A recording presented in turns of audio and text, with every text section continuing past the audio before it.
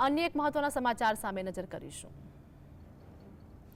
बनासकांठामां राजीव आवास योजनाना करोड़ो रूपिया पाणीमां डूब्या छे। तो पालनपुर તેમજ ડીસામાં બનાવેલા આવાસોમાં કરોડોના નિધિ ફંડનું આંધણ જોવા મળ્યું છે। જે પ્રમાણેની ઘટના સામે આવી છે તે અંગે વાત કરી કે સુખાકારી સુવિધાઓનો અભાવ હોય આ મકાનો રહેવા લાયક નથી તેવું રહીશો દ્વારા કહેવામાં આવ્યું છે। તો લાઇટ પાણી યોગ્ય શૌચાલય સુવિધા ગટર તેમજ સફાઈ સ્ટ્રીટ લાઇટનો પણ અભાવ જોવા મળ્યો છે। રાજીવ આવાસ યોજના અંગે વાત કરીએ કે રહીશો દ્વારા અનેક પ્રશ્નો ઉઠાવવામાં આવ્યા છે। આવાસ યોજનાના કરોડો રૂપિયા પાણીમાં ડૂબ્યા હોવાનું સામે આવ્યું છે। आज मुद्दे हमारे साथ हमारा सहयोगी ध्रुव हमारी साथ लाइव जोड़े गया है। ध्रुव, बात करिए बनासकांठामां राजीव आवास योजना अंगे रहीशो द्वारा अनेक प्रश्नों उठाववामां આવ્યા છે। શું હાલની અપડેટ? जी ચોક્કસ આજથી જે રીતે વાત કરવામાં આવે બનાસકાંઠા જિલ્લાના જે રીતે રાજીવ આવાસ યોજના હેઠળ પાલનપુર તેમજ ડીસાના જે લોકો છે, જે ગરીબ લોકો છે તે લોકોને રાજીવ આવાસ યોજના હેઠળ મકાનો ફાળવવામાં આવે છે। જો કે આ મકાનો રહેવા લાયક નથી તેવું સ્થાનિક રહીશો જણાવી રહ્યા છે। પાયાની જે સુવિધા મળવી જોઈએ તે નથી મળતી। જે રીતે વાત કરવામાં સ્થાનિક લોકો અહીંયા રજૂઆતો કરી છે તેમ છતાં પણ સમસ્યાનો હલ આવતો નથી। કેટલાક સ્થાનિક આપણી સાથે જોડાયા છે। બેન, ખાસ કરીને શું સમસ્યા છે તમને? પાણી નથી પાણી માટે અમે ચોથા માળથી નીચે આવીને પાણી ભરવા આવીએ છીએ। સાફ સફાઈ શું નગરપાલિકા મહિનામાં એક વાર આવે છે સાફ સફાઈ વાળે, કચરાપેટી વાળા હવે તો કચરા નાખી દઈએ છે। અને યુવા પણ જોડાયા છે આપણી સાથે, તેમની સાથે પણ વાત કરશું। ખાસ કરીને જે પાયાની સુવિધા ગરીબ લોકોને જે રીતે આવાસ યોજના ફાળવવામાં આવે છે તે મળવી જોઈએ, શું મળી રહી છે ખરી તમને? नहीं मળી। અમે ભાડાથી રહીએ, અમારે પોતાના મકાન નહીં, આજ 15 વર્ષથી અહીં રહીએ, બરાબર।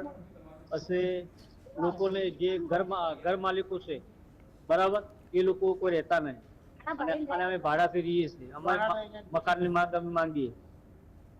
જો કે એવી સ્થિતિ જે બની છે, અહીં જે સ્થાનિક લોકો જે રહી રહ્યા છે પાયાની સુવિધા અભાવના કારણે તે લોકો બીજી જગ્યાએ રહી રહ્યા છે અને બીજા અન્ય લોકોને ભાડા પેટે મકાન આપી રહ્યા છે અને તે લોકો અહીંયા રહી રહ્યા છે। એટલે કહી શકાય છે કે વિકટ પરિસ્થિતિ સર્જાઈ છે।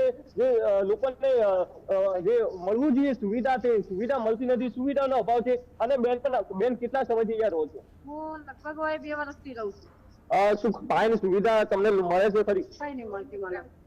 હું તો રાડો ગાલી ખાતી રહી કે મને પાણીથી હું રહું છું પણ મકાન પોતાનું એને નથી હાલતો અને જેને નહીં જરૂરત એને મળ્યા છે મકાન અને હવે વેચાણ ખાતે જવા માંડ્યા છે મકાનો। હવે શું ફાયદો છે સરકારને મકાન આલીને? ગરીબોને એમને રાખ્યા છે અને જેને નહીં જોતા એને આલ્યા છે। હવે મકાન માલિકો શું ભાડા લે છે તમારી પાસે? 1500 રૂપિયા લે છે અમારા જોડે। લાઈટના બિલ તો આવી જ ભરો છો અને પાણીની તકલીફ છે તોય અમે તો રહો છો, શું કરો? અમે ક્યાં જવાના? તમારે તો મકાન નગરપાલિકામાં તમે રજૂઆતો કરી શકો? રજૂઆતો અમે કરી છે પણ તોય એનું કોઈ નિર્ણય આવ્યું નથી। અને યુવક પણ જોડાયા છે, તેમની સાથે પણ વાત કરી છે। શું કહેશો? ખાસ કરીને જે પાયાની સુવિધા મળવી જોઈએ સ્થાનિક લોકોને અહીંના રહીશોને મળી રહી છે ખરી? સાહેબ, અહીંયા આગળ હું લગભગ 10-15 વર્ષ પહેલા અહીંયા હતો, મારે મકાન હતું તોડી નાખ્યા પછી એના અંદર મારે જે મકાન 4 છોકરા એની અંદર એક જ ભાવ અમારી મારે મકાન બીજા હવે અહીંયા આગળ પેલી બાજુ બનાવી આપે અહીંથી ખાલી કરીને અત્યારે અમારે પડ્યા છે। એની સુવિધા નથી, હવે છાપરા પતી પડ્યા છે। હવે આ જે છે મકાન બનાવે એનામાં પાણી નહીં સ્થાનિક જે લોકો છે તે જણાવી રહ્યા છે કે પાયાની સુવિધા જે લોકોને મળવી જોઈએ તે નથી મળતી।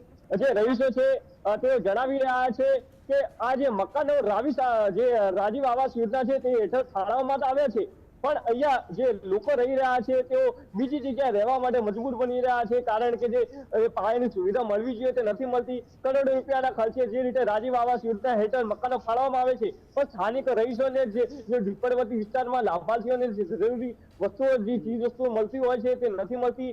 જે રીતે નગરપાલિકા દ્વારા તંત્ર દ્વારા જે રીતે આ લોકોને વાયદા આપવામાં આવે છે, જો કે ગાડીઓ પણ મહિને એક વખત આવે છે, સાફ સફાઈનો પણ અભાવ જોવા મળી રહ્યો છે, જે પાણી જે સમયસર મળવું જોઈએ તે પણ નથી મળતું। એટલે જે રીતે વાત કરવામાં પાયાની સુવિધાનો અભાવ ક્યાંક અહીંયા રાજીવ આવાસ યોજના હેઠળ ફાળવેલા મકાનોના રહીશોને જણાવી રહ્યું છે અને આ લોકો હવે અહીંથી દૂર રહેવા માટે પણ ક્યાંક મજબૂર બની રહ્યા છે, આ છોડવા માટે મજબૂર બની રહ્યા છે। આ બધાનું કારણ છે જે પાયાની સુવિધાનો અભાવ। જોકે વહીવટી તંત્ર દ્વારા પણ ક્યાંક તે લોકોને આશ્વાસન આપવામાં આવ્યું છે પણ જે રીતે વાયદા કરવામાં આવે છે પણ વાયદા ક્યારે પૂરા થશે એવી આશાવાદ સેવી રહ્યા છે અને માંગ પણ કરી રહ્યા છે કે જે આ લોકોની સ્થાનિક લોકોની માંગ છે તે વહેલી તકે પૂર્ણ કરવામાં આવે। જી જીતુ, અમારી સાથે જોડાવા બદલ, સમગ્ર માહિતી આપવા બદલ આપનો આભાર.